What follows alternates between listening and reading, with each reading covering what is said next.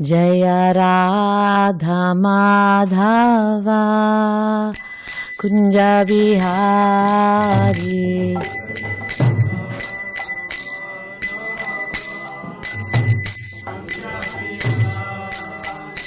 जय राधा माधवा कुंज बिहारी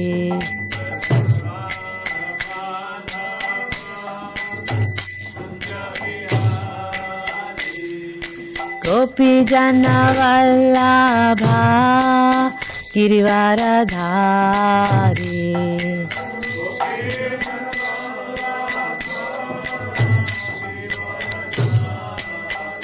जय गोपी जन वल्लभा गिरिवरधारी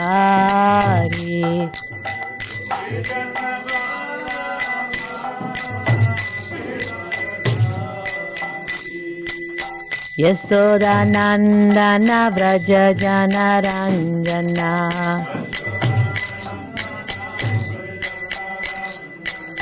यशोदा नंदन व्रज जन रंजना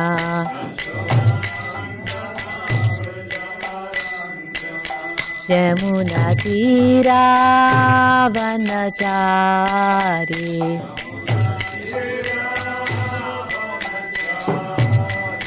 जय राधा माधवा कुंज बिहारी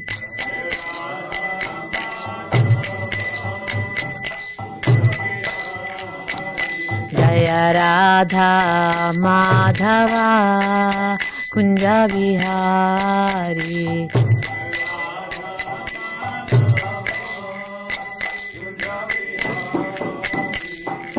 गोपी जन वल्लभा गिरिवरधारी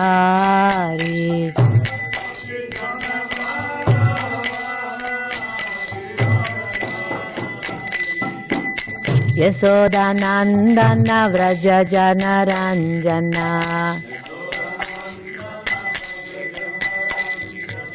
यमुना तीरा वनचारी यमुना तीरा वनचारी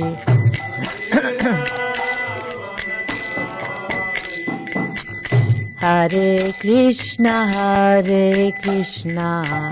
कृष्णा कृष्णा हरे हरे हरे रामा राम राम हरे हरे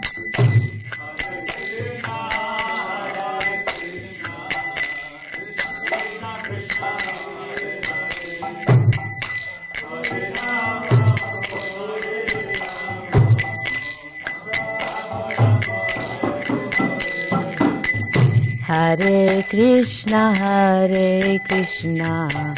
कृष्णा कृष्णा हरे हरे हरे राम राम राम हरे हरे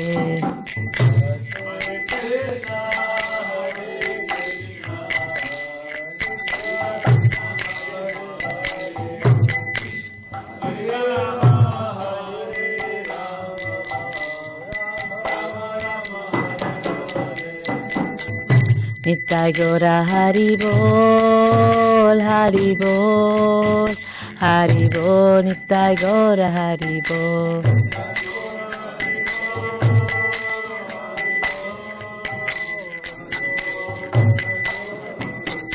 जय जय प्रभुपाद जय जय Prabhupada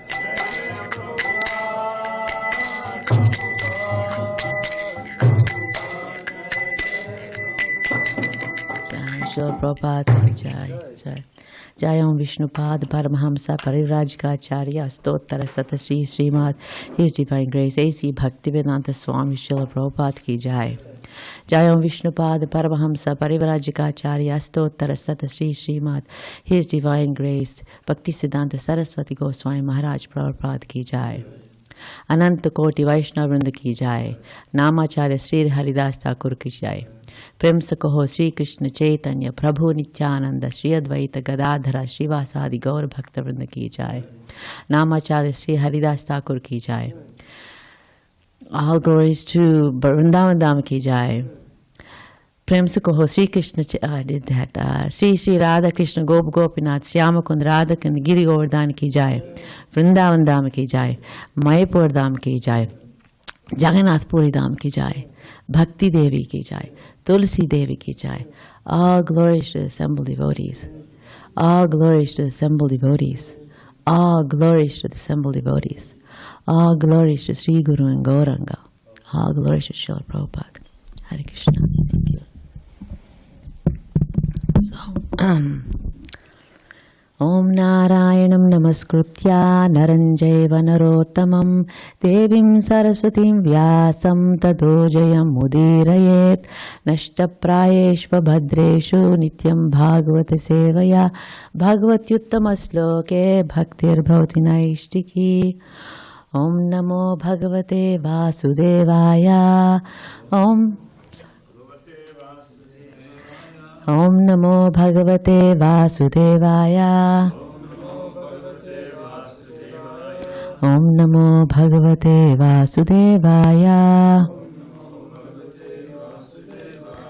So we are reading Canto 7, Chapter 14, Text 14. Oh, 13, I'm sorry, Text 13. So, yeah, okay. Krumi, Vit, Bhasma, Nishta, Antam, Kva. Okay. Kvam, Kva. Do you want me to start over? No, just start with the second line, Kvedam. Okay. Kvedam, Tucham, Kalevaram, Kva, Tadiya, Ratir, Bharya, Kvayam, Atma, Nabhas, Chadihi, Krunvi Vidbhashma Nishtantam, Kvedam Tucham Kalevaram, Kva Tadiya Ratir Bharya, Kvayam Atma Nabhaschadihi Krumi Tadbhasma Nishtantam Kvedam Tucham Kalevaram Kvatadiya Ratirbharya Kvayam Atma Nabhaschadihi Krimivid Bhasma Nishtantam Kvedam Tucham Kalevaram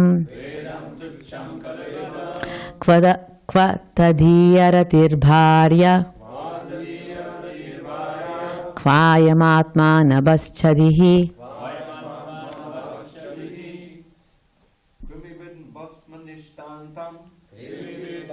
Nishtantam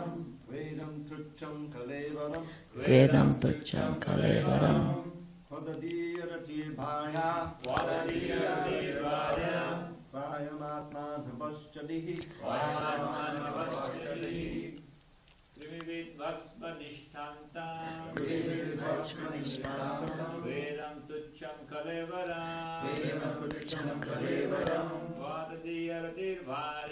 Kvatadiratir Bharya Kvayam Atma Madvaschadihi Krimivid Bhasma Nishtantam Vedam Tucham Kalevaram Kvatadiya Ratir Bharya Kvayam Atma Nabhaschadihi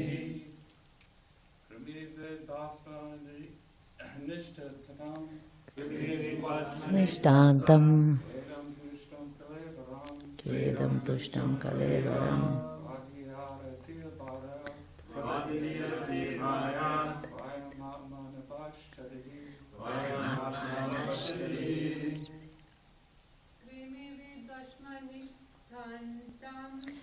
vidbhasmanishtantam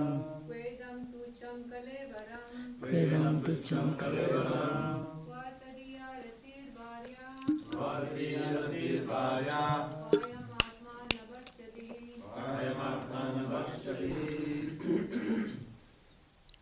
Is there anybody online that would like to chant?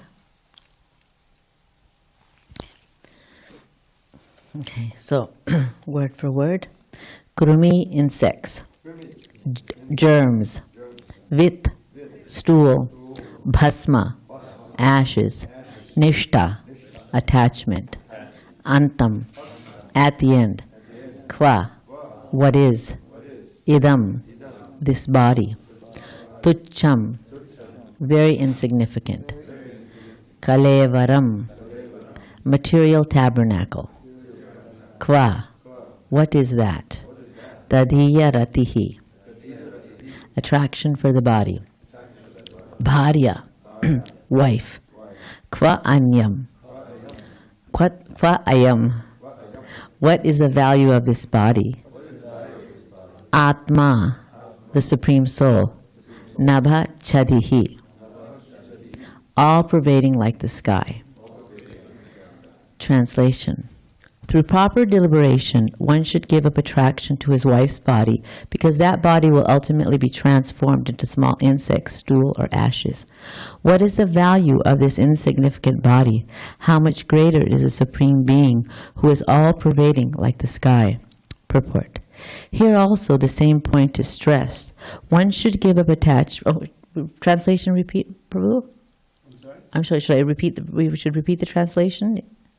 Well, the official way is to go through words, with those phrases we repeat, and then you do the whole thing. Okay, no, should I repeat? Would you like to repeat the translation? Was my question. Do you guys repeat the translation? Some do some. Oh, yeah, okay. That's okay. Yeah, that's what we. Okay. Here also the same point is stressed. One should give up attachment for his wife, or in other words, for sex life. If one is intelligent, he can think of his wife's body as nothing but a lump of matter that will ultimately be transformed into small insects, stool, or ashes. In different societies, there are different ways of dealing with the human body at the time of the funeral ceremony. In some societies, the body is given to the vultures to be eaten, and therefore the body ultimately turns to a vulture stool. Sometimes the body is merely abandoned, and in that case the body is consumed by small insects. In some societies, the body is immediately burned after death, and thus it becomes ashes. In any case, if one intelligently considers the constitution of the body and the soul beyond it, what is the value of the body? Antavanta ime deha nitya shaktaha sariranaha. The body may perish at any moment, but the soul is eternal. If one gives up attachment for the body and increases the attachment for the spirit soul, his life is successful. It is merely a matter of deliberation. Om Jnanatimirandasya Jnananjana Salakaya Chakshurunmilitam Yena Tasmai Shri Gurave Namaha Shri Chaitanya Manobhishtam Sthapitam Yena Bhutale Swayam Rupa Kada Mahyam Dadati Svabadantikam Vandeham Shri Guroho Shri Yuta Padakamalam Shri Gurun Vaishnavamscha Shri Rupam Sagrajatam Sagarnagunatavitam Tam Sajivam Sadvaitam Savadutam Parijana Sahitam Krishna Chaitanya Devam Shri Radha Krishna Padam Sagarna Lalita Shri Visakhanvitamscha. He Krishna Karuna Sindhu Dina Bandho Jagatpate Gopesha Gopika Kanta Radha Kanta Namostate Tapta Kanchana Gaurangi Radhe Vrindavaneshwari Vrishabhanu Sute Devi Pranamami Hari Priye Jaya Shri Krishna Chaitanya Prabhu Nityananda Shri Advaita Gadadara Shivasadi Gaur Bhakta Vrinda Vanchakalpatarubhyascha Kripa Sindhubhyeva Patitanam Pavanebhyo Vaishnavebhyo Namo Namaha. Hare Krishna Krishna Krishna Hare Hare Hare Rama Rama Rama Hare Hare. Namo Vishnu Padaya Krishna Pradasthaya Bhute Srimad Bhaktivedanta Swami Niti Namne Namaste Saraswate Deve Gauravani Pracharine Nirvisesha Sunyavadi Paschatya Desha Dharane. Jai. Thank you. Excuse me, my voice is a little bit hoarse today, but the first thing I thought of when I read this verse was the story of Liquid Beauty. Do you guys remember that story of Liquid Beauty? So the story of Liquid Beauty goes that there was this young gentleman, Srila Prabhupada explains in the lecture, that he was very attracted to some girl, some lady, and so he really wanted to have a relationship with her, so he kept begging her, and she was like, she was actually very detached, and she was trying to, convince him, no. He just wouldn't give up. So she said, okay, come back in a week and I'll satisfy all your desires. So he says, okay, and he's all excited. He goes back, and so meanwhile, in this week, what does she do? Is she takes a whole bunch of laxatives. That's the word. I was trying to think of the word. Laxatives, and she was basically emptying her body both ways, from the bottom, from the top, of everything. And she would take all this vomit, this stool, and she would put it in 2 containers, very nice containers. And so what happens after a week of being sick like that? Obviously, she starts getting sickly looking and dark, and her eyes were sunken in, and kind of looking like a skeleton. And then she's sitting at her door, and this gentleman shows up and says, I'd like to, where's the lady that I was supposed to meet? She goes, that's me. He goes, what are you talking about? He says, that's me. He goes, but where's all your beauty? He goes, there. And she goes and shows him these 2 containers, and she says, here it is. So this is what the body is made of, and this is what you're hankering after. And so he kind of obviously gets, shocked, and he realizes, and then he mends his ways. The other story that comes to mind is Bilva Mangala Thakur, who wrote the Krishna Karanamrita. Now, he was actually from a very devout Orthodox family, but he was very attracted to a prostitute named Chintamani, and he just could not get enough of her. I mean, he'd have to go visit her every single solitary day. And I think, from what I remember hearing, was it was his father's day of Shraddha, right, where he has to do oblations to his forefathers. So he was very busy that day. He couldn't go see her, but he just could not live without her. So, and after all the ceremony was done, it was very, very late, and there was a horrendous thunderstorm. And regardless, he had to go see her.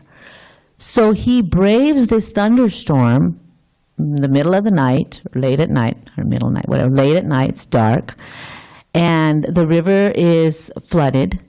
He has to get across. He sees a log. He grabs a log, swims across, and he knocks on her door, but it's dark and it's cold, and she's not going to open, she's not opening the door because she's asleep. It wasn't a log. It was a corpse. Oh, was it a corpse? Yeah. Well, I know. I didn't want you to tell that. that was the punchline. I know it was a corpse. Okay, but anyway, and then he decides to climb up. So he sees a rope, which I know is not the rope, and he climbs up this rope and gets into her window. And she's like, "What are you doing here?" And he says, "I just couldn't live without you. I had to come see you." And she looks at him and she said, "If you had even this much, a little bit of this desire to see the Lord, you would have been as a pure soul. You would have been so advanced." He takes this instruction from this woman, and he actually says in the Karanamrita, he gives, I think there's a verse that glorifies her, does it not? But first verse. Yeah, the first verse. Yeah. And he glorifies her, and he sees her as his guru. And as Dravid Prabhu was explaining, the log that he thought was a log was not a log. It was actually a dead body that he held onto to cross. And the rope that he was climbing was not a rope, but it was actually a large python that he climbed up. Well, I remember he fell on the other side. He kind of knocked out. She kind of heard that, and she came out and brought him in. Okay, that's when she brought him. Okay. So this is what this knot of desire is like. This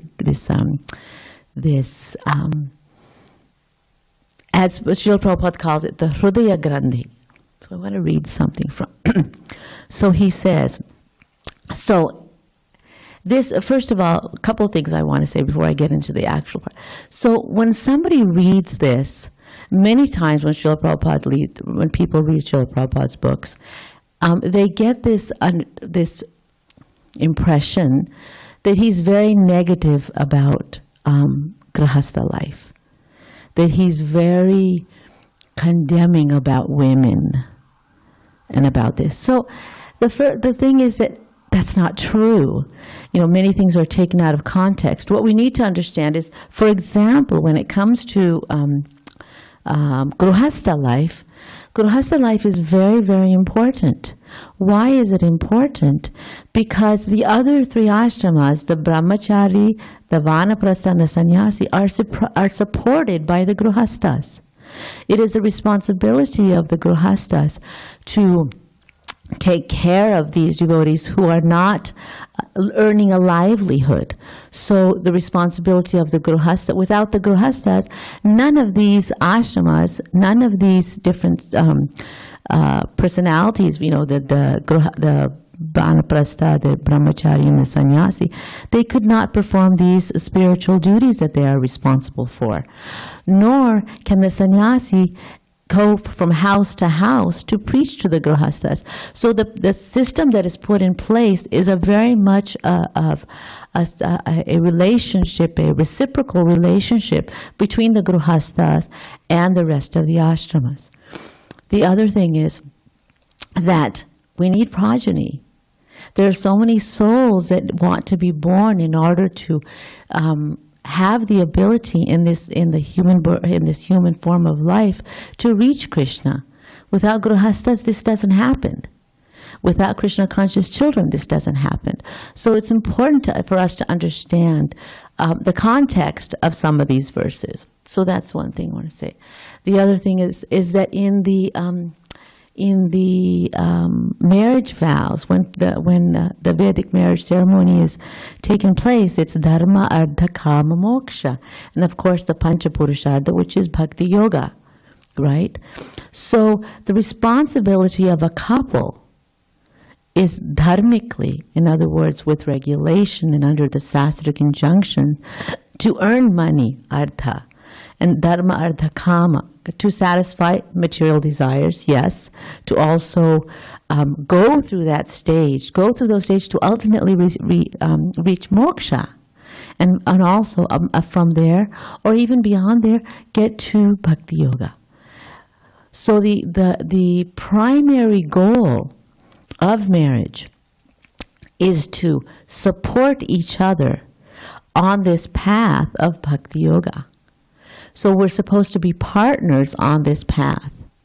Now, having said that, now Srila Prabhupada talks about, sex life and attachment to women and all this kind of stuff. Yes, because he says, what is this? He calls this, what is this? It's called a Hrudaya Grandhi. A Hrudaya means heart, and Grandhi means knot. So everyone's heart is a knot. What is that knot? That knot is sex. But he goes on to explain, and this he's giving in a lecture, and in the Srimad Bhagavatam in text, what is this? In chapter 24, text 4, purport. I want to read some things from the purport there, because Srila Prabhupada explains very nicely what this knot is. This knot is created first by the false ego, where we identify with the body. And then we have attachment to this body, and attachment to a wife or a husband. And then what happens is, once you get the wife and husband, then you get kids. Then the knot gets tighter. It's like when you're making a knot. You tie a knot, and then you tie another knot, tie another knot. So these knots are one after the other. The attachment to another person, then children, then you have to get a house, and then a car, and then a job. All these, and there's so many attachments. Such a knot gets harder and harder to cut. So, Srila Prabhupada explains in the purport, and this is a purport where we have the example of Kardama Muni and Devahuti. Now, Kardama Muni was a very advanced soul. He meditates on the Supreme Lord in order to get a wife, understanding that this is not, he said, this is kind of like, I'm asking you, I can ask you for anything I want, but I'm asking you for a wife. But the Lord comes, gives him the perfect wife. This wife completely serves him very, very devoutly, to the extent that she doesn't take care of herself. But then he, realizing and understanding how much she has done for him, sends her to the river. She again gets all well, and her body gets rejuvenated. He satisfies all her desires because she wants children, so he satisfies her desires by giving her all these children. But then she realizes that, oh my God, I've just spent all my life just enjoying, and I've forgot the goal of life. So she tells her husband, I know you can't leave. You need to teach me about the goal of life. And so Kapila Dev is born to her because her husband tells her, Supreme Personality of Godhead will be born in your womb, and he will teach you how to cut this knot within your heart. And so in the purport, Srila Prabhupada explains, this identification of oneself with matter is what it is called Hridaya Grandhi. It exists for all conditioned souls, and it becomes more and more tightened when there's too much affection for sex life. The explanation was given by Lord Rishabha to his sons that this material world is an atmosphere of attraction between male and female. That attraction takes the shape of a knot in the heart, and by material affection it becomes still more tight. For people who hanker after material possessions, society, friendship, and love, this knot of affection becomes very strong. It is only by Brahma Bhavana, the instruction by which spiritual knowledge is enhanced, that the knot in the heart is cut to pieces. No material weapon is needed to cut this knot, but it requires bona fide spiritual instruction. Kardama Muni instructed his wife Devahuti that the Lord would appear as her son and disseminate spiritual knowledge to cut the knot of material identification. So, many times when I read the Srimad Bhagavatam, and I encourage my students to do this too, is that it's not enough just to read the Bhagavatam. We need to kind of make connections, kind of understand, okay, now Srila Prabhupada has given me this verse. This verse is going to talk about Brahma Grandhi. And so now what? So now what does it spark in me some kind of a connection to something I've read before? And so when I, start thinking about this, certain different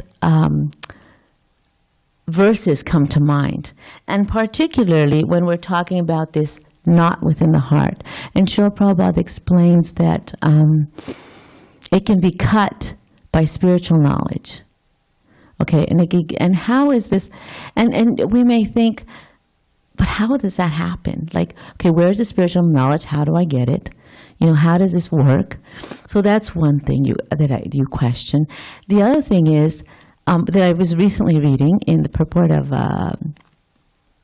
Chaitanya Bhagavat, which really struck me, because we also hear you just have to have the desire, you need to do this. And in the purport, in the verses of Madhya Lila, Bhaktisiddhanta Saraswati explains that the Lord reciprocates with our endeavor. And so that struck me as very powerful, because we don't have to be purified in order to gain the mercy of the Lord.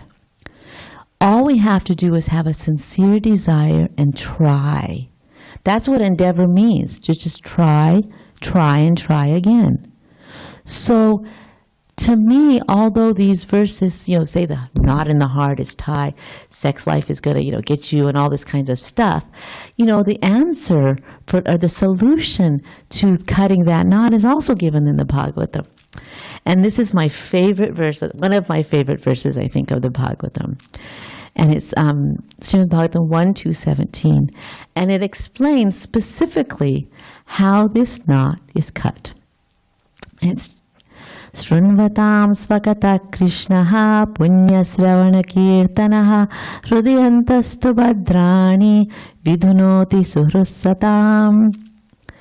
Sri Krishna, the personality of Godhead, who is the Paramatma or super soul of everyone's heart, and the benefactor of the truthful devotee, cleanses desire for material enjoyment from the heart of the devotee who has developed the urge to hear his messages, which are in themselves virtuous when properly heard and chanted.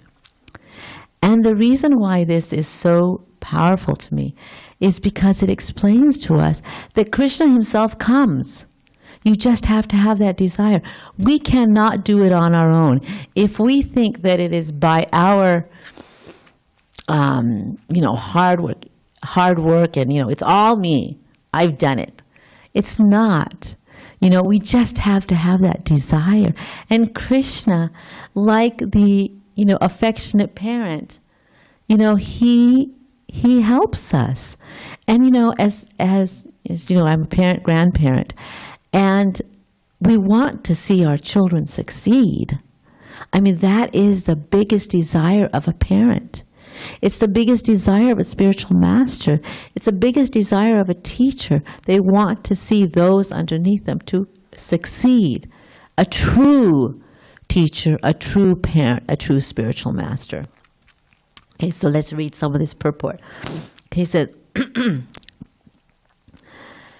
it is to be understood that Lord Krishna is present there in the spiritual form of transcendental sound, which is as powerful as the Lord personally.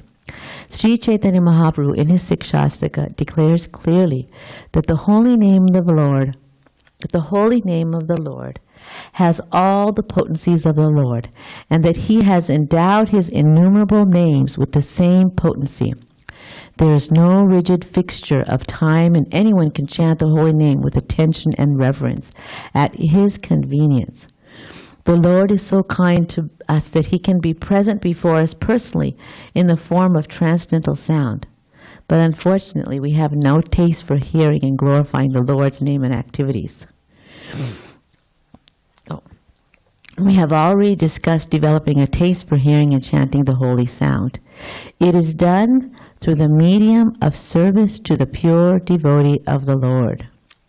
The Lord is reciprocally respondent to his devotees. When he sees that a devotee is completely sincere in getting admittance to the transcendental service of the Lord, and has thus become eager to hear about him, the Lord acts from within the devotee in such a way that the devotee may easily go back to him. The Lord is most anxious to take us back into his kingdom. The Lord is more anxious to take us back into his kingdom than we can desire.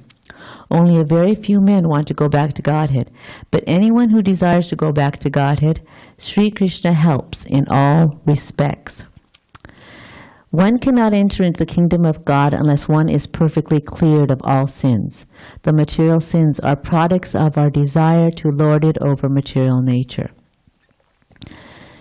Then he goes on to say, many stalwarts in the devotional line fell down to these allurements and thus retreated from the path of liberation. But when one is helped by the Lord himself, the whole process becomes as easy as anything by the divine grace of the Lord. And then he says that it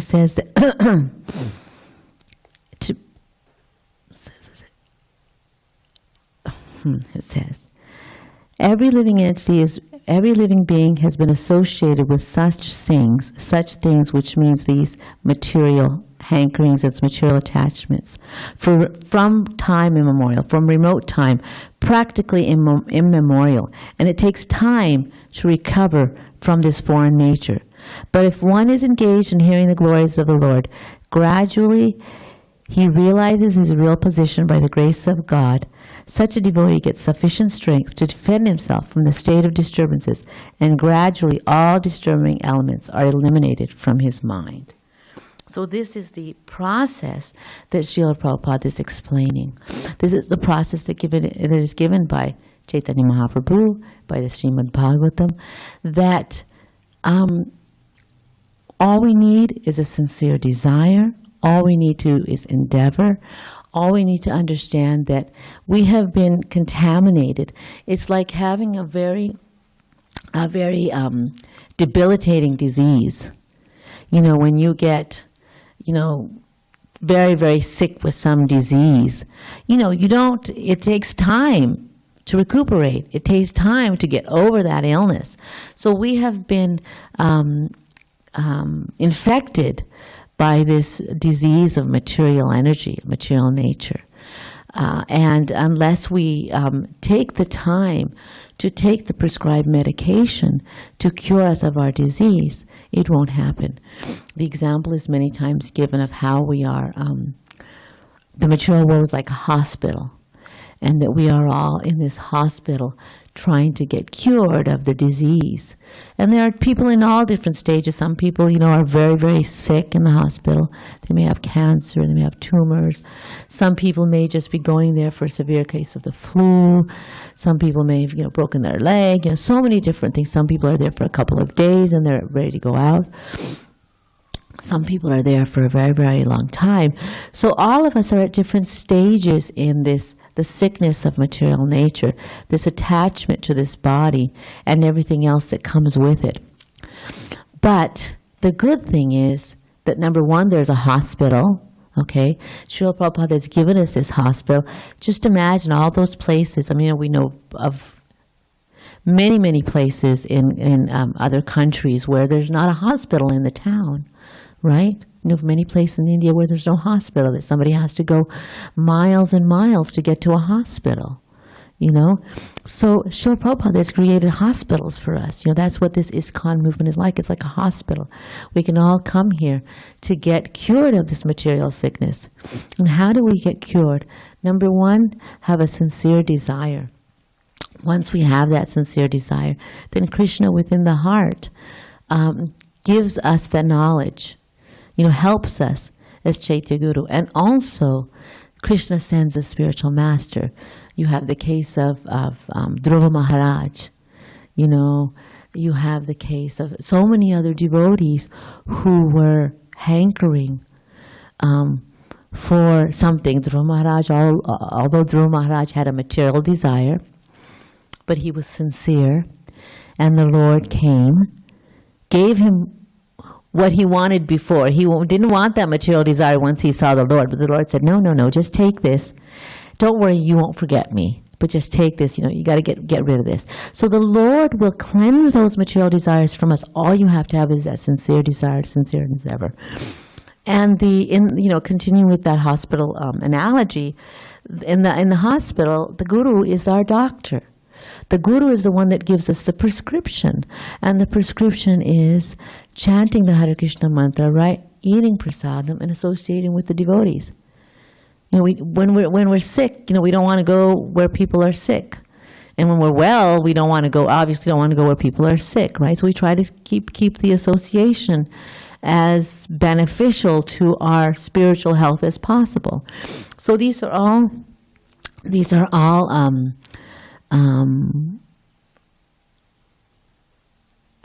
special gifts, the special mercy given by Krishna to us in order to cure us from this material disease. To recap quickly, number one, although Srila Prabhupada talks about this material world and this material attachments, the Srimad Bhagavatam has also given us solutions to this. They're just telling it like it is. They're telling us the truth as far as what it's like out there. That this is what it's like. But don't worry, there's a cure. We have it. All you have to have is a sincere desire. All you have to have is try and try again. If you don't succeed, try and try again. There's no loss or diminution. And follow in the footsteps of the acharyas, follow the instructions of our guru/doctor, take prasadam, chant Hare Krishna, and read Srimad Bhagavatam in here, right? Association of devotees. And always remember that as we chant, Hare Krishna, Krishna Krishna, Hare Hare, Hare Rama, Rama Rama, Hare Hare. Krishna is dancing on our tongue. So that's what we should remember. Thank you, Prabhu. Hare Krishna. Any comments, questions, corrections, please? Thank you, Javida Prabhu.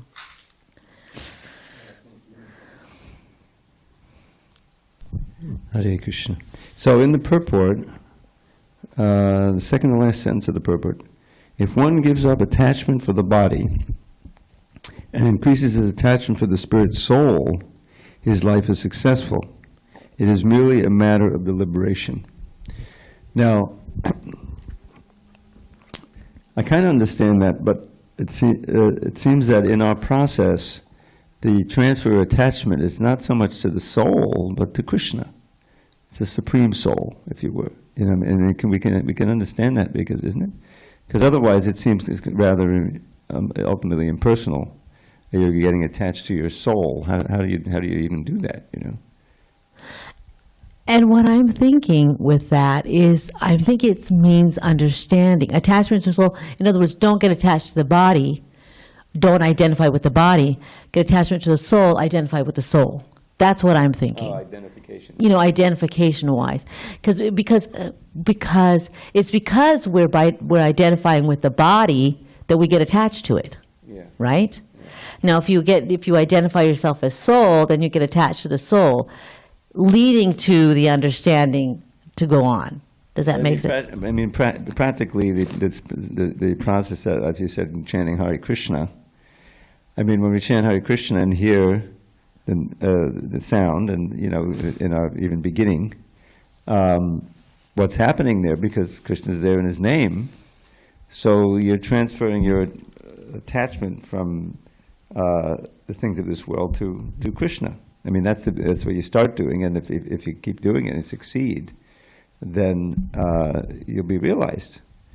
You know, and so in other words, yes, intellectually, and that, you know, beginning of the Bhagavad Gita, it's all about the difference between the soul and the body, and one should understand that compared to the body just is ultimately is ashes, but the soul is eternal, and so that's important to get Arjuna oriented, not to be so absorbed in the body and the relationships, the bodily relationships, right. So forth.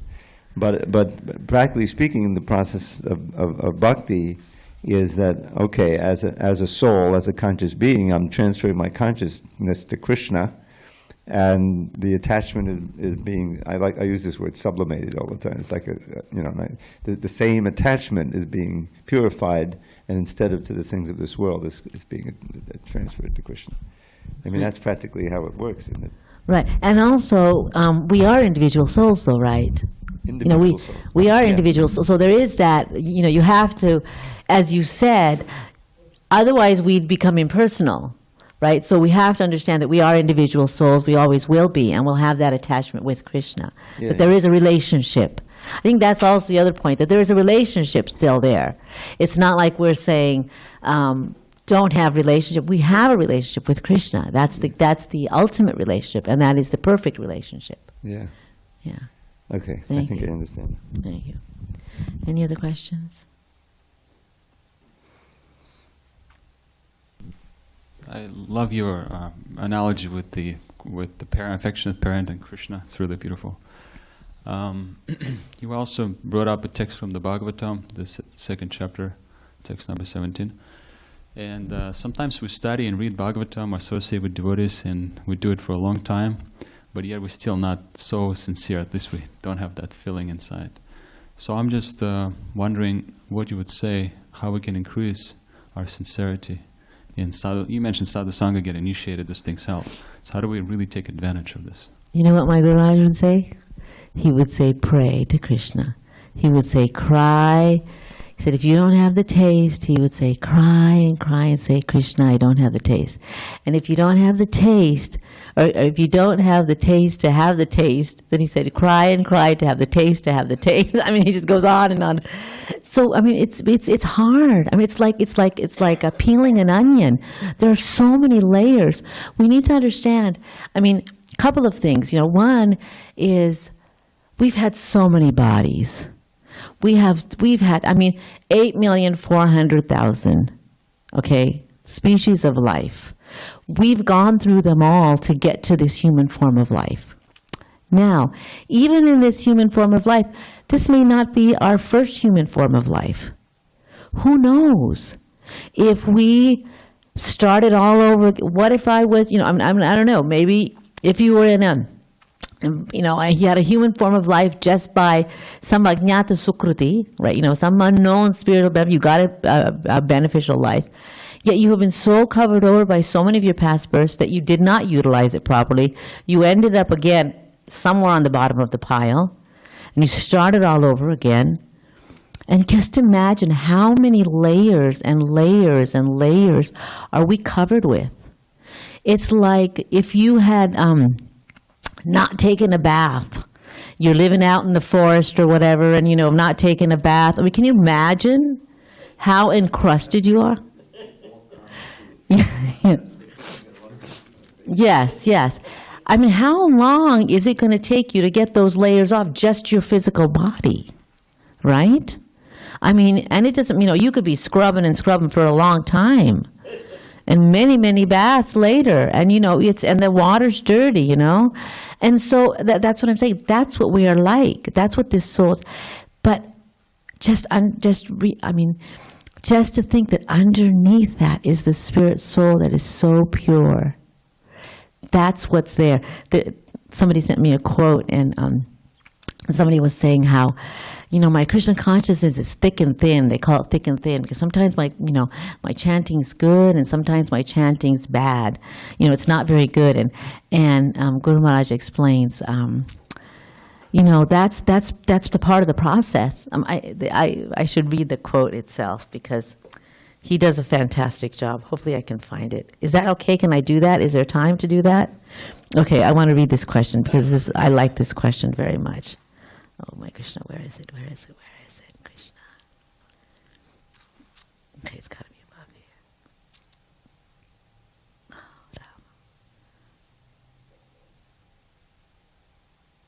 Ram. Krishna, where is it?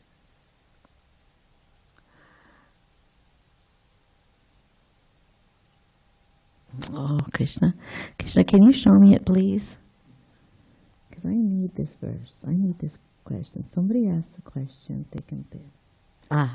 Thank you. My devotional service it's a question. My devotional service is not consistent. One day I will be doing service or chanting with enthusiasm, and some days it is not the same. Why is it like this? I want to improve my devotional service, but laziness, which I can attest to, Krishna, has pervaded all over me. Please help me, Guru Maharaj. So Guru Maharaj, His Holiness Jayapataka Swami says, there are different steps of devotional service. The first step is Shraddha, then Satsanga, and then Bhajana Kriya. At the state of Bhajana Kriya, one usually takes initiation. Next stage is called Anardha Nivrutti. There are different anardhas, unwanted things. One of those anardha is called thick and thin. One day it is thin, it seems that you are on the stage of anardha nivrutti. One day you are feeling enthusiastic. Next day you feel laziness. So you have to keep on with your devotional service. Pray for the mercy of Nittai Gaur and Panchatattva. Then you reach the next stage. It's called Nishta, which means steadiness. Which means steady. You don't have one day up and one day down. You will always be steady. Next stage after that, you are having a constant taste. So now you may have a glimpse. Someday you may have a taste, but some days no taste. When you attain the stage of ruchi, every day you will have the taste.